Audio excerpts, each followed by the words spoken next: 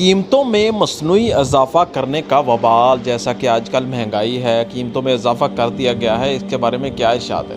رسول اللہ صلی اللہ علیہ وآلہ وسلم نے ارشاد فرمایا، جس نے قیمتوں میں کسی قسم کی دخل اندازی کی تاکہ مسلمانوں پر چیزیں مہنگی کر دیں، تو اللہ پر واجب ہے کہ ایسے شخص کو قیامت کے دن آگ کے ہولناک حصے میں بٹھائے گا۔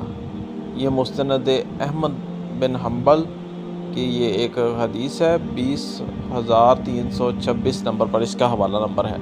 تو اس لیے ابھی جیسا کہ آج کل مہنگائی کا دور ہے، پیٹرول بھی مہنگا ہے، ہر چیز مہنگی ہے، تو جو لوگ مصنوعی اضافہ کرتے ہیں، یعنی کہ ایک تو اضافہ ہوتا ہے سرکاری سطح پر ہوتا ہے، اور کچھ لوگ ویسے ہی کر دیتے ہیں اضافہ اپنے طور پر، ان کو چاہیے کہ وہ اضافہ نہ کریں۔ قیمتوں میں مصنوعی اضافہ کرنے کا یہ بہت ہی زیادہ خطرناک وبال ہے۔